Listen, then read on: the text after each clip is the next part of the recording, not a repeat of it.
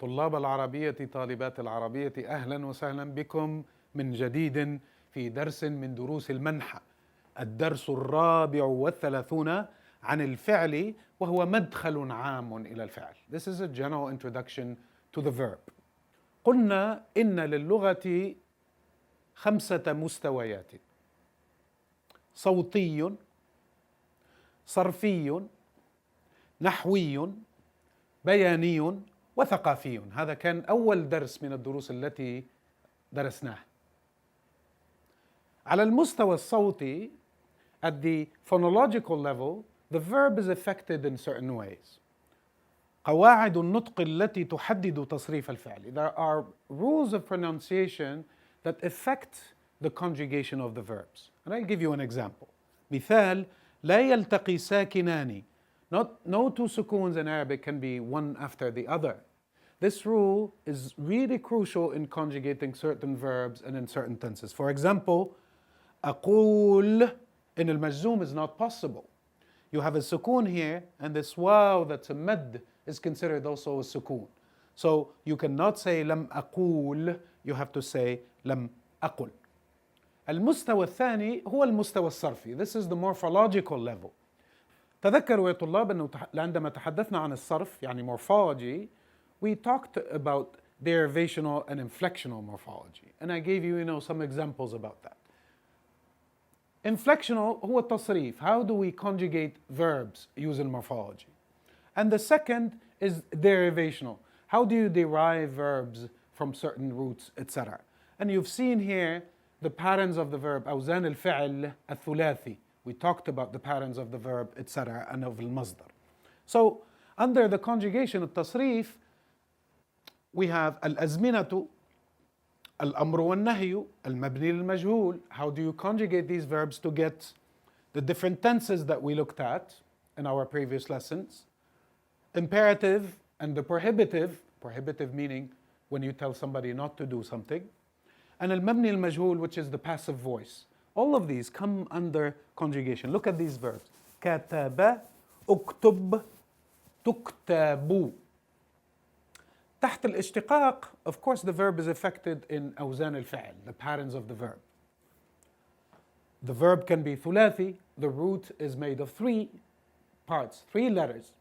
Or it can be رباعي, it's made of 4. It could be a simple ثلاثي مجرد. It could be also a derived ثلاثي. It has more than the 3 letters. Look, for example, قبل, that's فعل, the simple form. استقبل, which is used in the same root, is adding more letters to it. This is a verb that is derived. It's مزيد. الرباعي also has the same 2 categories. مجرد, the simple, and مزيد, the derived. For example, دحرج, to roll something down. تدحرج is when something rolls itself. المستوى النحوي. Now, at the level of syntax, what happens to the verb? I think what happens to the verb here are 2 very important things. One, it introduces الجملة الفعلية. هو بداية الجملة الفعلية تكون بفعل. وأيضا الفعل والمفعول به. How does the verb affect the object in the sentence? Verbs can be, لازم ومتعد. This one is a verb that cannot have access to an object. This is a verb that can have access to an object or more, right? مثال: وقف it does not require an object. وضع actually can have an object. You put something. بينما وقف means to stand. المستوى البياني. الفعل is also affecting meaning in a very interesting way. يمكن تقسيم الأفعال إلى مجموعات حسب المعنى. Verbs can belong also to groups according to their meaning. I'll give you some examples. مثال: أفعال الشروع. These are verbs of beginning. All of them means to begin doing something. بدأ, أخذ, طفق, راح. Another group of verbs is أفعال المقاربة, right? Meaning the verbs of nearing, something that is almost done. كاد, أوشك إلى آخره. ملاحظة لهذه المجموعات من الأفعال تأثيرها في الجملة وتركيبها. They do affect, these groups and their meaning do affect the grammar. For example, look how here by using فعل من أفعال الشروع بدأ, we're saying بدأت الطالبة تقرأ المقالة. You can use a second verb after بدأ and it is in المضارع المرفوع. This is affecting the rules of الصرف as well as النحو. آخر مستوى هو المستوى الثقافي. تأثير الفعل في الأسلوب والبلاغة والحس الجمالي. Now we're talking about how the use of the verb affects style and affects also eloquence and the sense or sensibility and the aesthetic sensibility in the language. مثال, and I'm giving you an example here, الفرق بين الجملة الاسمية والفعلية في الوصف والسرد. How can we use a verbal sentence as opposed to a nominal sentence or vice versa in describing or narrating? It seems logical that in description, nominal sentences would work better. It seems logical also that when you're narrating to use verbal sentences. Now, look at the same sentence with the order changed and notice the emphasis in the meaning is different. خرج الرجل من البيت. This is your regular verbal sentence that's starting with a verb, then the subject.